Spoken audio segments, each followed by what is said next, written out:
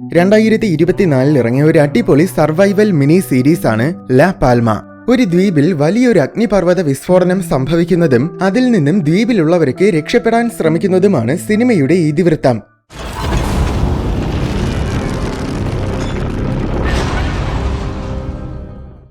ആഫ്രിക്കയ്ക്ക് സമീപമുള്ള ലാ പാൽമ എന്ന ദ്വീപിലാണ് കഥ നടക്കുന്നത്. ആദ്യമേ ഒരു ബാക്ക് സ്റ്റോറി കാണിക്കുകയാണ്. 1949 ഈ ദ്വീപിൽ ഒരു ഭയാനകമായ അഗ്നിപർവ്വത വിസ്ഫോടനം സംഭവിച്ചു. അനന്തരഫലമായിട്ട് അന്നിവിടെ അതിശക്തമായ ഭൂമി കുലുക്കങ്ങളുണ്ടായി. അതിന്റെ ആഘാതത്തിൽ ദ്വീപിലൊരു വലിയ പിളർപ്പുമുണ്ടായി. ഇനി ഒരിക്കൽ കൂടി ഈ അഗ്നിപർവ്വതത്തിൽ സ്ഫോടനമുണ്ടായാൽ ആ പിളർപ്പ് പൊട്ടിപ്പോകും. അതായത് ദ്വീപിന്റെ ഒരു ഭാഗം അടർന്ന് കടലിൽ മുങ്ങിപ്പോകും. ആ ഒരു പേടി ഇപ്പോഴും ഈ ദ്വീപിലുള്ള പലർക്കുമുണ്ട്. അടുത്ത് ലാ പാൽമ ദ്വീപിന്റെ മനോഹരമായ ദൃശ്യമാണ് കാണിക്കുന്നത്. ദ്വീപിന് സമീപം കുറച്ച് ടൂറിസ്റ്റുകൾ ബോട്ട് റൈഡിംഗ് ചെയ്യുകയായിരുന്നു. അതിലൊരുത്തി വെറുതെ നീന്താൻ വെള്ളത്തിൽ ചാടി. എന്നാൽ കുറച്ചു കഴിഞ്ഞതും ചുറ്റുമുള്ള വെള്ളം തിളച്ചു മറിയാൻ തുടങ്ങി. പുകയും ഉയർന്നു പൊങ്ങുന്നുണ്ട്. ബോട്ടിന്റെ അടിഭാഗം കണ്ണാടി കൊണ്ടാണ് നിർമ്മിച്ചിരിക്കുന്നത്. അതിലൂടെ നോക്കിയപ്പോൾ നേരത്തെ വെള്ളത്തിൽ ചാടിയവള് വെന്ത് മരിച്ചു കിടക്കുന്നത് കണ്ടു. എല്ലാവരും ആകെ പരിഭ്രാന്തരായി. പെട്ടെന്ന് ബോട്ടിന്റെ ഗ്ലാസ് പൊട്ടിപ്പോയി. അങ്ങനെ വെള്ളത്തിൽ മുങ്ങി ആ ബോട്ടിലുള്ള എല്ലാവരും അൽഫാമായി മാറി. ഈ സമയം ക്രിസ്മസ് വെക്കേഷൻ ആഘോഷിക്കാൻ വേണ്ടി നോർവേയിൽ നിന്നും മറ്റൊരു കുടുംബവും ഇതേ ദ്വീപിലെത്തി. ഫ്രെഡിയും ജെന്നിഫറും പിന്നെ അവരുടെ മക്കൾ സാറയും ഹാമന്തുമാണ് ആ കുടുംബം. ഇവര് എല്ലാ വർഷവും ലാ പാൽമ ദ്വീപിൽ വരാറുണ്ട്. സ്ഥിരം മുറിയെടുക്കുന്ന ഹോട്ടലിൽ ചെന്നൊരു മുറിയെടുത്തു. ലാ പാൽമയിൽ ജിയോളജിക്കൽ ആക്ടിവിറ്റീസ് ഒക്കെ നിരീക്ഷിക്കുന്ന ഗവൺമെന്റിന്റെ ഒരു ഗവേഷണശാലയുണ്ട്. ഹൗക്കൂർ, മേരി, വില്യം ഈ 3 പേരാണ് ഇവിടുത്തെ പ്രധാന സയന്റിസ്റ്റുകൾ. നേരത്തെ നടന്ന ബോട്ട് ആക്സിഡന്റിനെ കുറിച്ച് സയന്റിസ്റ്റുകൾ അറിഞ്ഞു. അതൊരുപക്ഷെ അഗ്നിപർവ്വതവുമായി ബന്ധപ്പെട്ട എന്തെങ്കിലും കാരണം കൊണ്ട് സംഭവിച്ചതായിരിക്കുമെന്നാണ് ഈ സയന്റിസ്റ്റുകൾ സംശയിക്കുന്നത്.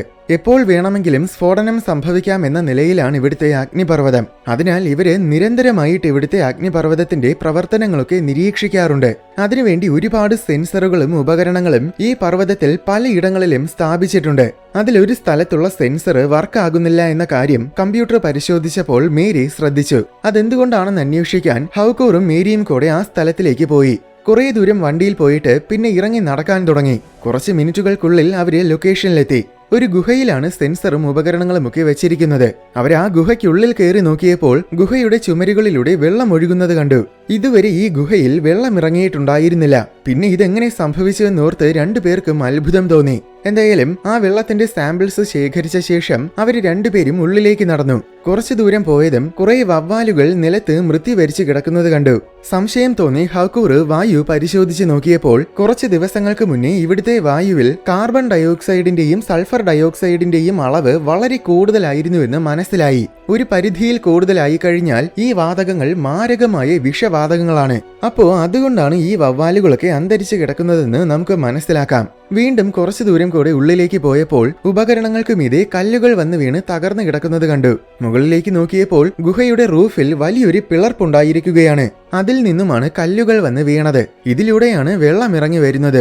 ശേഷം അവര് ഗവേഷണശാലയിൽ തിരിച്ചു ചെന്നിട്ട് ഗുഹയിൽ കണ്ടതെല്ലാം വില്യമിന് പറഞ്ഞു കൊടുത്തു. ഇതൊരുപക്ഷെ അടുത്ത അഗ്നിപർവ്വത വിസ്ഫോടനത്തിന്റെ സൂചനകളായിരിക്കുമെന്നാണ് മേരിയുടെയും ഹൗക്കൂറിന്റെയും നിഗമനം. അതിനാൽ എത്രയും വേഗം നമ്മൾ ഇത് പബ്ലിക്കിനെ അറിയിക്കണമെന്ന് മേരി പറഞ്ഞു. പക്ഷേ കൃത്യമായ തെളിവുകളില്ലാതെ ഇങ്ങനെ വെറും നിഗമനങ്ങൾ മാത്രം വെച്ച് പബ്ലിക്കിനോട് ഈ കാര്യം പറയാൻ പറ്റില്ലെന്നാണ് വില്യം പറയുന്നത്. മേരിക്കാണെങ്കിൽ ഇത് കേട്ടപ്പോൾ ആകെ വിഷമമായി. പിന്നെ വില്യം പോയ ശേഷമാണ് ഹൗക്കൂർ ഒരു കാര്യം പറഞ്ഞത്. സംഭവം ഈ അഗ്നിപർവ്വത വിസ്ഫോടനങ്ങളൊന്നും 100% കൃത്യതയോട് പ്രെഡിക്റ്റ് ചെയ്യാനാകില്ല. 3 വർഷങ്ങൾക്ക് മുൻപും ഇപ്പോ കണ്ടതുപോലെയുള്ള സൂചനകൾ വില്യം കണ്ടെത്തിയതാണ്. അതുകൊണ്ട് ഉടൻ തന്നെ അഗ്നിപർവ്വതം പൊട്ടിത്തെറിക്കുമെന്ന് കരുതി വില്യം പബ്ലിക്കിന് മുന്നറിയിപ്പ് നൽകി. അന്ന് ഈ ദ്വീപിലുള്ള എല്ലാവരെയും ഗവൺമെന്റ് ഇവാക്യുവേറ്റ് ചെയ്തു. പക്ഷേ പ്രഡിക്റ്റ് ചെയ്തതുപോലെ അഗ്നിപർവ്വതം പൊട്ടിയില്ല. അതിനാൽ അനാവശ്യമായിട്ട് ജനങ്ങളിൽ ഭീതി പടർത്തി എന്നും പറഞ്ഞ് അന്ന് വില്യമിനെതിരെ വലിയ പ്രശ്നമുണ്ടായി. ജോലി പോകുമെന്ന അവസ്ഥയിൽ വരെ എത്തിയതാണ്. അതേ അവസ്ഥ ഇനി ഉണ്ടാകരുതെന്ന് കരുതിയിട്ടാണ് വില്യം ഇപ്പോ മേരിയോട് ദേഷ്യപ്പെട്ടത്. ശേഷം ഇനി ഇവിടെ അഗ്നിപർവ്വത വിസ്ഫോടനമുണ്ടായാൽ അതിന്റെ ആഘാതം എത്രത്തോളമായിരിക്കുമെന്ന് അവള് കമ്പ്യൂട്ടർ സിമുലേഷൻസിലൂടെ ഒരു പഠനം നടത്തി നോക്കി. ഇനി വോൾക്കാനോ പൊട്ടിയാൽ തീർച്ചയായും ദ്വീപിന്റെ ഒരു വലിയ ഭാഗം പിളർന്നു മാറും. അത് നിമിഷ നേരം കൊണ്ട് തന്നെ കടലിൽ മുങ്ങിപ്പോവുകയും ചെയ്യും. ഇത്രയും വലിയൊരു ഭാഗം ചെന്ന് കടലിൽ പതിക്കുമ്പോൾ അതിന്റെ ആഘാതത്തിൽ വളരെ ഭയാനകമായ ഒരു സുനാമിയും ഉണ്ടാകും. സമീപമുള്ള മറ്റു ദ്വീപുകളെ പോലും ഇത് നശിപ്പിച്ചു കളയും. അതിനാൽ ഇങ്ങനെയൊക്കെ സംഭവിക്കുന്നതിന് മുന്നേ സമീപമുള്ള എല്ലാ ദ്വീപുകളിൽ നിന്നും മൊത്തം ജനങ്ങളെയും ഇവാക്യുവേറ്റ് ചെയ്യണമെന്നാണ് കമ്പ്യൂട്ടർ സിമുലേഷൻസ് പറയുന്നത്. അന്ന് വൈകുന്നേരം മേരി വീട്ടിൽ പോയപ്പോൾ അവളുടെ അനിയൻ എറിക്ക് കടലാമകളെക്കുറിച്ച് പഠിക്കുകയായിരുന്നു. അവൻ സമുദ്രജീവികളെക്കുറിച്ച് റിസർച്ച് ചെയ്യുന്ന ഒരു സയന്റിസ്റ്റാണ്. അടുത്ത ദിവസം ഉച്ചയ്ക്ക് ഫ്രെഡിയും കുടുംബവും ലഞ്ച് കഴിക്കുകയായിരുന്നു. അതിനിടയിൽ സാറയുടെ ബെസ്റ്റ് ഫ്രണ്ടായ ചാർലിയും പിന്നെ മറ്റു കുറെ ഫ്രണ്ട്സും അപ്പുറത്തെ ടേബിളിൽ ഇരിക്കുന്നത് സാറ ശ്രദ്ധിച്ചു. അവരൊക്കെ വീട്ടിൽ പറയാതെ വെക്കേഷൻ ആഘോഷിക്കാൻ വേണ്ടി ഇങ്ങോട്ട് വന്നതാണ്. ലഞ്ച് കഴിഞ്ഞ ശേഷം നമുക്കൊന്ന് കറങ്ങാൻ പോകാമെന്ന് പറഞ്ഞ് ചാർലി സാറയെ വന്ന് വിളിച്ചു. സാറയാണെങ്കിൽ ഇവിടെ വേറെ കൂട്ടൊന്നുമില്ലാതെ ബോറടിച്ചിരിക്കുകയായിരുന്നു. പക്ഷേ സാറയുടെ അനിയന് ഓട്ടിസം ഉള്ളതിനാൽ അവനെ നോക്കാൻ എപ്പോഴും ഒരാൾ അവന്റെ കൂടെ വേണം. ഇപ്പോൾ സാറയാണ് അവനെ നോക്കുന്നത്. അതുകൊണ്ട് ഞാൻ വരുന്നില്ലെന്ന് സാറ പറഞ്ഞു. എന്നാൽ ഫ്രെഡി ഇത് കാണുന്നുണ്ടായിരുന്നു. നീ പോയിക്കോ, ഹാമന്തിനെ ഞാൻ നോക്കിക്കൊള്ളാമെന്ന് പറഞ്ഞ് ഫ്രെഡി സാറയെ ചാർലിയുടെ കൂടെ പറഞ്ഞയച്ചു. ശേഷം കുറച്ചു കഴിഞ്ഞ് അകലെ ജെനിഫറിനെ ഒരുത്തൻ ലൈൻ അടിക്കാൻ ശ്രമിക്കുന്നത് ഫ്രെഡി ശ്രദ്ധിച്ചു. അങ്ങനെ അവന്റെ ശ്രദ്ധയൊന്ന് മാറിയതും ഹാമന്ത് എങ്ങോട്ടോ പോയി. ഹാമന്തിനെ കാണാതെ വന്നപ്പോൾ ഫ്രെഡി ടെൻഷനിലായി. പിന്നെ അവൻ ചെന്ന് സാറയെയും കൊട്ടി ഹാമന്തിനെ തിരയാൻ തുടങ്ങി. കുറെ നേരത്തെ തിരച്ചിലിനൊടുവിൽ ഹാമന്ത് ഒരു കുന്നിന് മുകളിൽ നിന്ന് കടലിന്റെ മനോഹാരിത ആസ്വദിക്കുന്നത് കണ്ടു. ഇതേ സമയം എറിക്ക് കടലാമകളെക്കുറിച്ച് പഠിക്കാൻ കടലിൽ അവയ്ക്കൊപ്പം നീന്തുകയായിരുന്നു. ശേഷം ഫ്രെഡിയും കുടുംബവും ഹോട്ടലിൽ വന്ന് വിശ്രമിക്കുന്നതിനിടയിൽ ഒരു ഹോട്ടൽ ജീവനക്കാരൻ വന്നു. ഇവനാണ് നേരത്തെ ജെനിഫറിനെ ലൈൻ അടിക്കാൻ നോക്കിയത്. ഒരു കാറ് വാടകയ്ക്ക് വേണമെന്ന് ഫ്രെഡി ഹോട്ടൽ മാനേജ്മെന്റിനോട് പറഞ്ഞിരുന്നു. അതിന്റെ താക്കോല് ഫ്രെഡിക്ക് കൊടുക്കാനാണ് അയാൾ വന്നത്. പക്ഷേ ഫ്രെഡി അയാളോട് ദേഷ്യപ്പെട്ടു. അയാൾ പോയ ശേഷം അതിന്റെ പേരിൽ ജെനിഫറും ഫ്രെഡിയും തമ്മിൽ തർക്കമായി. ഈ സമയം അൽവാരോ ആദ്യം നടന്ന ബോട്ട് ആക്സിഡന്റിൽ കൊല്ലപ്പെട്ടവരൊക്കെ മരിച്ചതെങ്ങനെയാണെന്നറിയാൻ അവരെ പോസ്റ്റ്മോർട്ടം ചെയ്ത ഒരു ഡോക്ടറിനെ കാണാൻ പോയി.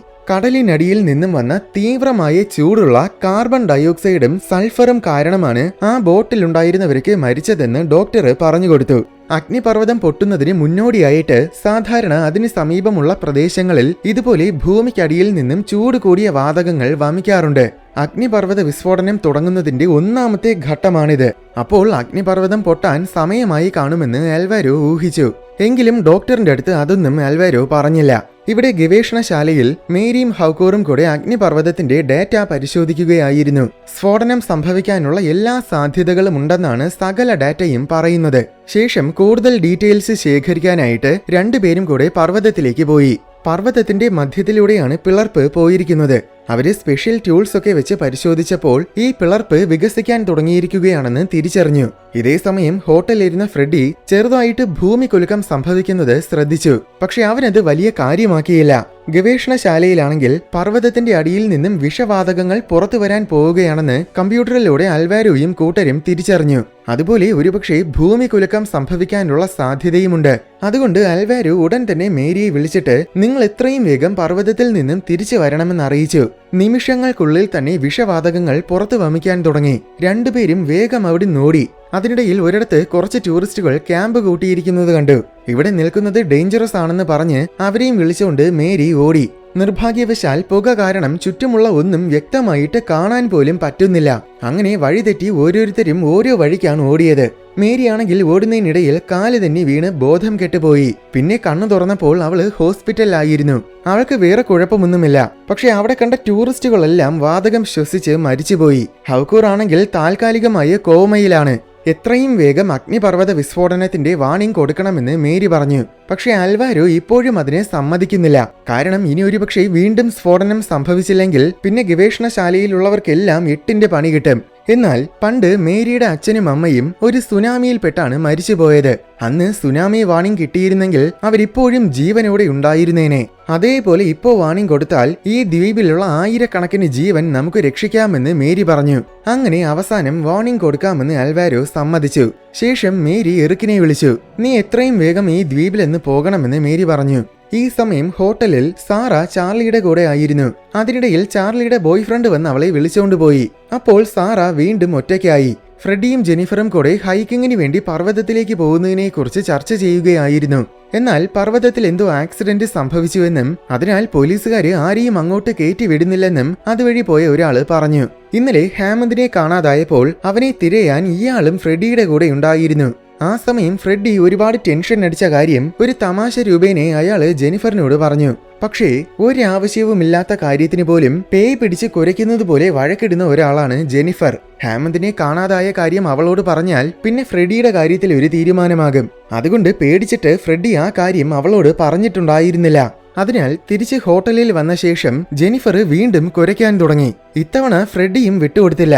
അവനും തിരിച്ചു കുരച്ചു. ഇവരിങ്ങനെ കിടന്ന് വഴക്കിടുന്നത് കേട്ടപ്പോൾ സാറ ആകെ ടെൻഷനിലായി. അതിനു പുറമെ അവളാണെങ്കിൽ ഫ്രണ്ട്സ് ഒന്നുമില്ലാതെ ആകെ ബോറടിച്ചിരിക്കുകയാണ്. അതുകൊണ്ട് ദേഷ്യം വന്ന സാറ പാരന്റ്സ് കാണാതെ പെട്ടിയും എടുത്തുകൊണ്ട് ഹോട്ടലിൽ നിന്നിറങ്ങി. ഇവിടുന്ന് തിരിച്ച് നാട്ടിൽ പോകാനാണ് അവളുടെ പ്ലാൻ. പക്ഷെ അവളുടെ കാശൊന്നുമില്ല. അതുകൊണ്ട് നോർവേയിലുള്ള അവളുടെ അങ്കിൾ ജെൻസിനെ വിളിച്ച് കുറച്ച് കാശ് ചോദിച്ചു. ജെൻസ് വിദേശ കാര്യങ്ങളൊക്കെ കൈകാര്യം ചെയ്യുന്ന വളരെ ഉയർന്ന ഒരു ഗവൺമെന്റ് ഉദ്യോഗസ്ഥനാണ്. അവള് ചോദിച്ച ഉടൻ തന്നെ അയാള് കാശ് അയച്ചു കൊടുത്തു. അങ്ങനെ അവള് പ്ലെയിനിൽ കയറി. അപ്പോഴാണ് നമുക്ക് കറങ്ങാൻ പോകാം എന്ന് പറഞ്ഞ് ചാർലി ഒരു മെസ്സേജ് അയച്ചത്.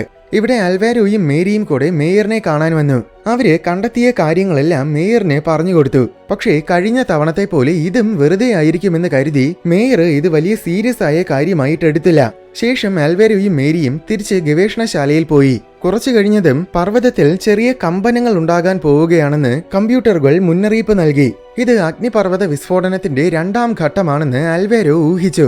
കാരണം 2ാം ഘട്ടത്തിൽ പർവ്വതത്തിൽ നിന്നും വൻ തോതിൽ ചാരം പുക പോലെ പുറത്തേക്ക് വമിക്കും. അതിന് തൊട്ടു മുൻപാണ് ഇതുപോലെയുള്ള ചെറിയ കമ്പനങ്ങൾ ഉണ്ടാകുന്നത്. ഇനി അടുത്ത് 3ാം ഘട്ടത്തിലായിരിക്കും ലാവ പുറത്തു വരുന്നത്. അത് കഴിയുമ്പോഴായിരിക്കും അഗ്നിപർവ്വതം പൊട്ടിത്തെറിക്കുന്നത്. അൽവാരോയുടെ ഊഹമെല്ലാം ശരിയായിരുന്നു. മിനിറ്റുകൾ കഴിഞ്ഞതും പർവ്വതത്തിൽ നിന്നും വൻ തോതിൽ ചാരം വമിക്കാൻ തുടങ്ങി. ഹോട്ടലിൽ നിന്നവരും അത് കണ്ടു.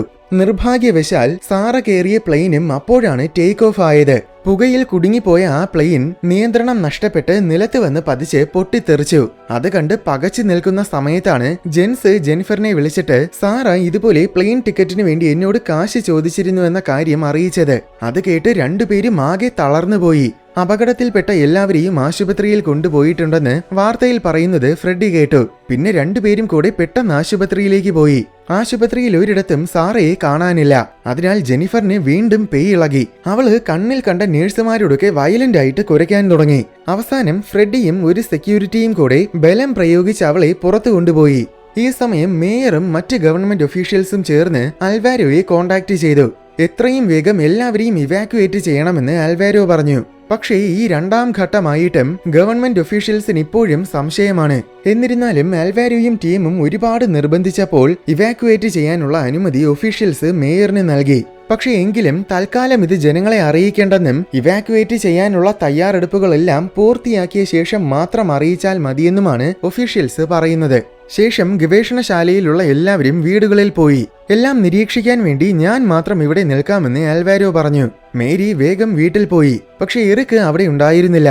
ഇവിടെ ആശുപത്രിയിൽ പ്ലെയിനിലുണ്ടായിരുന്ന എല്ലാവരുടെയും ഡീറ്റെയിൽസ് ഒരു സെക്യൂരിറ്റി കൊണ്ടുവന്ന് ജെനിഫറിനെ കാണിച്ചു. അതിൽ സാറയുടെ പേരുമുണ്ട്. പക്ഷെ അവളെ ഇവിടെ അഡ്മിറ്റ് ചെയ്തിട്ടില്ലെന്നാണ് എഴുതിയിരിക്കുന്നത്.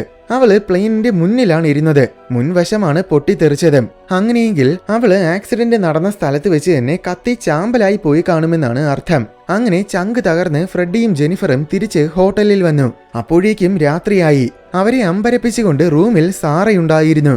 സംഭവം നേരത്തെ ചാർലിയുടെ മെസ്സേജ് കിട്ടിയപ്പോൾ ഉടൻ തന്നെ അവള് പ്ലെയിനിൽ നിറങ്ങി തിരിച്ചു വന്നു. അതുകൊണ്ട് അവള് വലിയൊരു അപകടത്തിൽ നിന്നും രക്ഷപ്പെട്ടു. ശേഷം അവള് ചാർലിയെ കാണാൻ പോയി. നീ കാരണമാണ് ഞാനിപ്പോ ജീവനോടെ ഉള്ളതെന്ന് പറഞ്ഞ് അവള് ചാർലിയോട് താങ്ക്സ് പറഞ്ഞു. ഈ സമയം മേരി എറിക്കിനെ തിരയുകയായിരുന്നു. അവന്റെ ജോലി സ്ഥലത്ത് പോയപ്പോൾ പോലീസ് ഒരാളെ അറസ്റ്റ് ചെയ്യുന്നത് കണ്ടു. അത് എറിക്കിനെ ആയിരിക്കുമെന്ന് കരുതി അവള് ചെന്ന് പോലീസിന്റെ അടുത്ത് സംസാരിക്കാൻ ശ്രമിച്ചു. പക്ഷെ അതിനിടയിൽ അബദ്ധത്തിൽ അവളുടെ കൈ തട്ടി ഒരു പോലീസിനെ ഇടികിട്ടി. അങ്ങനെ പോലീസിനെ ആക്രമിച്ചു എന്ന് പറഞ്ഞ് അവളെയും കൂടെ പോലീസ് അറസ്റ്റ് ചെയ്തു. അപ്പോഴാണ് എറിക്ക് പുറത്തിറങ്ങി വന്നത്. അടുത്ത ദിവസം രാവിലെ അവൻ മേരിയെ കാണാൻ പോലീസ് സ്റ്റേഷനിൽ പോയി. എത്രയും വേഗം തന്നെ നിന്നെ പുറത്തിറക്കാൻ ശ്രമിക്കാമെന്ന് എറിക്ക് മേരിയോട് പറഞ്ഞു. ഈ സമയം ജെൻസും മറ്റു കുറെ ഒഫീഷ്യൽസും ചേർന്ന് ലാപാൽമ ദ്വീപിൽ നടക്കാൻ പോകുന്ന സംഭവത്തെക്കുറിച്ച് ചർച്ച ചെയ്യുകയായിരുന്നു.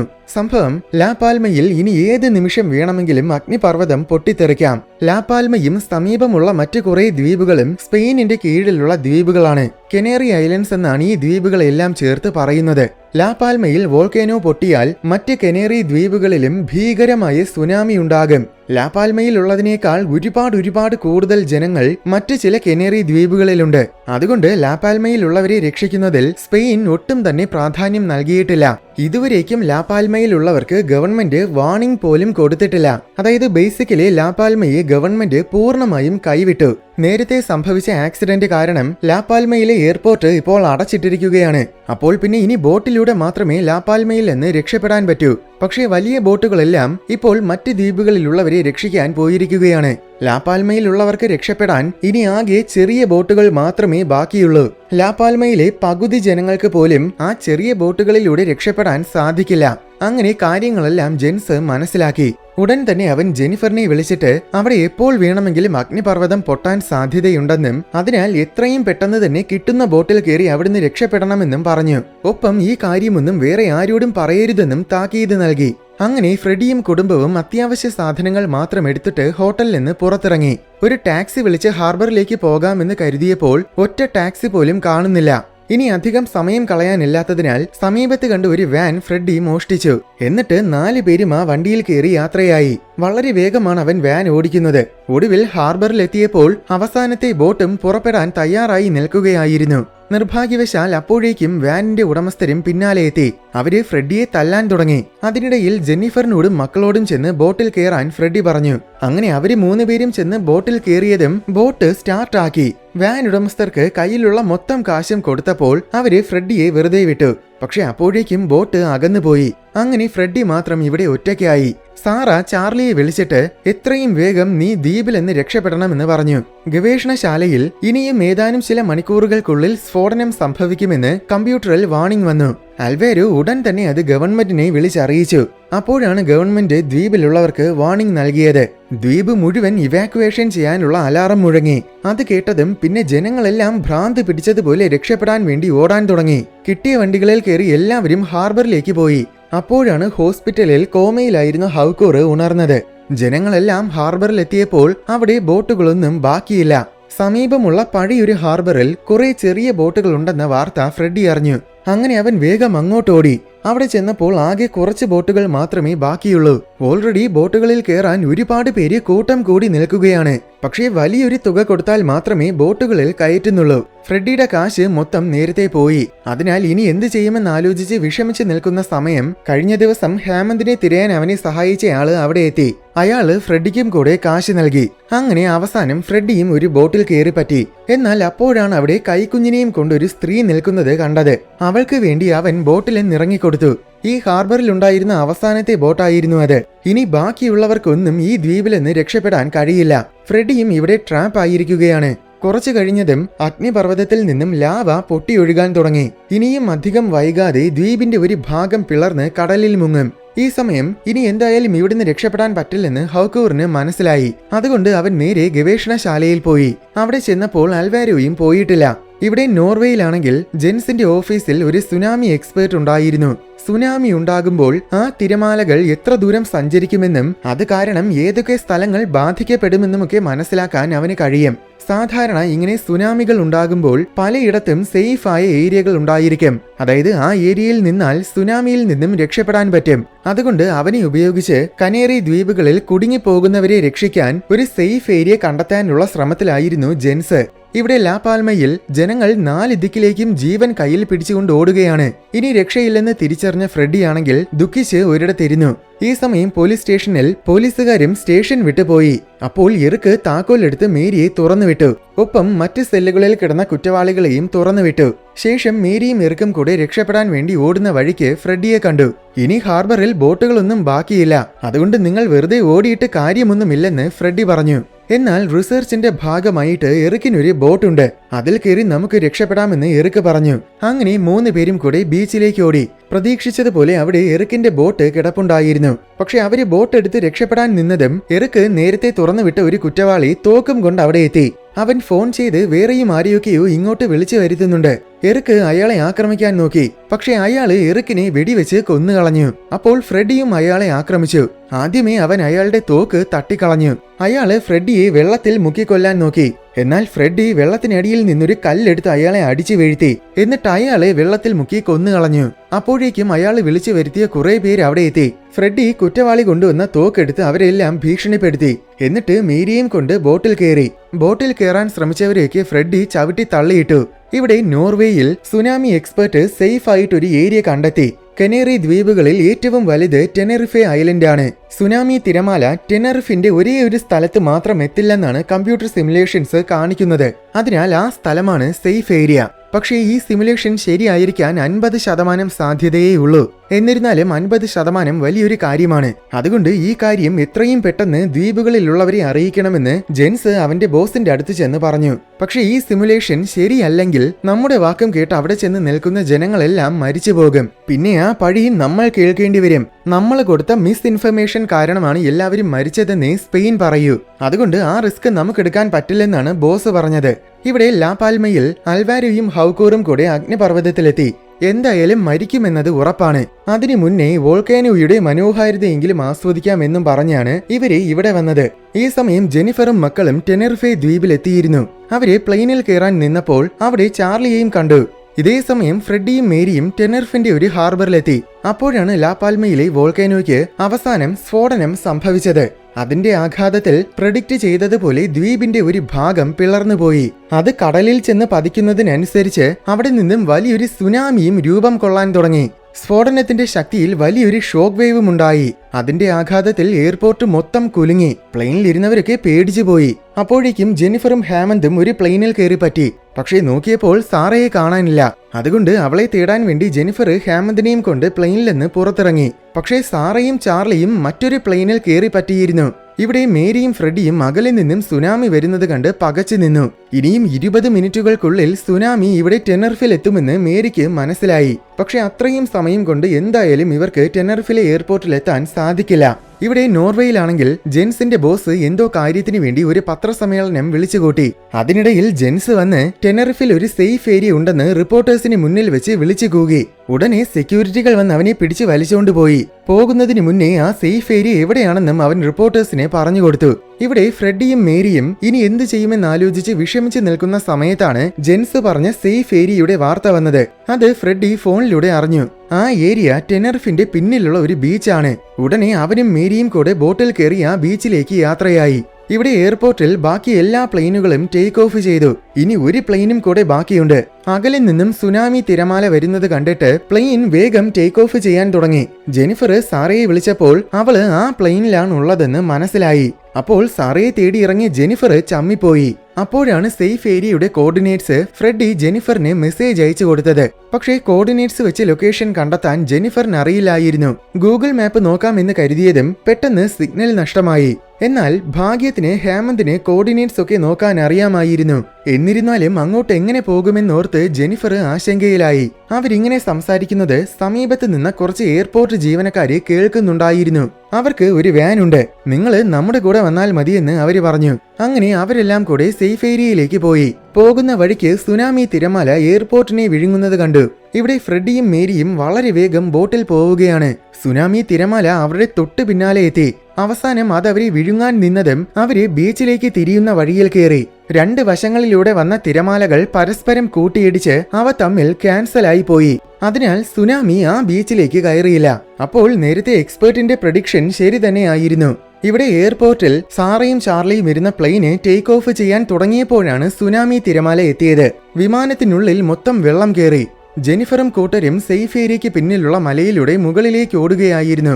ഫ്രെഡിയും മേരിയും ബീച്ചിലെത്തിയപ്പോൾ അവിടെ ഓൾറെഡി കുറെ പേര് വന്നിട്ടുണ്ടായിരുന്നു. കുറച്ചു കഴിഞ്ഞതും അവിടെ ജെനിഫറും കൂട്ടരും എത്തി. ഫ്രെഡി ഓടിച്ചെന്ന് ഹേമന്തിനെയും ജെനിഫറിനെയും കെട്ടിപ്പിടിച്ചു. പക്ഷേ സാറയെ കാണാതെ വന്നപ്പോൾ അവൻ സങ്കടത്തിലായി. ഇവിടെ എയർപോർട്ടിൽ തിരമാല തിരിച്ചിറങ്ങിപ്പോയപ്പോൾ എയർപോർട്ട് മൊത്തം തകർന്നു കിടക്കുന്നത് കാണാം. പ്ലെയിൻ ആണെങ്കിൽ കഷ്ണങ്ങളായിട്ട് പിളർന്നു കിടക്കുകയാണ്. പ്ലെയിനിലുണ്ടായിരുന്ന ഭൂരിപക്ഷം പേരും മരിച്ചുപോയി. ഭാഗ്യത്തിന് സാറയും ചാർലിയും രക്ഷപ്പെട്ടു. അടുത്ത് കുറെ വാർത്തകൾ കാണിക്കുന്നുണ്ട്. ഈ സുനാമി അങ്ങ് വെസ്റ്റ് ആഫ്രിക്കയിലും സദേൺ യൂറോപ്പിലും വരെ എത്തി. ആയിരക്കണക്കിന് കെട്ടിടങ്ങളാണ് അവിടെയൊക്കെ തകർന്നു പോയത്. 10,000-കണക്കിന് പേരുടെ ജീവനും നഷ്ടമായി. ഇനിയും അധികം വൈകാതെ അങ്ങ് അമേരിക്കൻ ഭൂഖണ്ഡങ്ങളിലും സുനാമി എത്തും. നോർവേയിൽ നേരത്തെ ജെൻസ് ചെയ്ത പ്രവൃത്തി കാരണം അവനെ ജോലിയിൽ നിന്നും ഉടൻ തന്നെ ബോസ് സസ്പെൻഡ് ചെയ്തു. അങ്ങനെ അവൻ വീട്ടിൽ ആകെ ടെൻഷൻ അടിച്ചിരിക്കുകയായിരുന്നു. എന്നാൽ കുറച്ച് മണിക്കൂറുകൾ കഴിഞ്ഞതും കൂടെ ജോലി ചെയ്യുന്ന ഒരുത്തി അവനെ കാണാൻ വന്നു. ജെൻസ് പറഞ്ഞു കൊടുത്ത് സേഫ് ഏരിയയിൽ പോയവരെല്ലാം രക്ഷപ്പെട്ടുവെന്ന് അറിയിക്കാനാണ് അവൾ വന്നത്. അത് കേട്ടതും അവന് ഭയങ്കര സന്തോഷമായി. ഇവിടെ ബീച്ചിൽ സർവൈവേഴ്സ് എല്ലാം ഒരുമിച്ച് കൂടി നിൽക്കുകയായിരുന്നു. അതിനിടയിൽ എയർപോർട്ടിൽ സർവൈവ് ചെയ്തവരെയും കൊണ്ട് കുറച്ച് ഹെലികോപ്റ്ററുകൾ വന്നു. അതിൽ നിന്നും സാറ ഇറങ്ങി വരുന്നത് കണ്ടപ്പോഴാണ് ഫ്രെഡിക്കും ജെന്നിഫറിനും സന്തോഷമായത്. ആ രംഗത്തോടെ സിനിമ അവസാനിക്കുകയാണ്.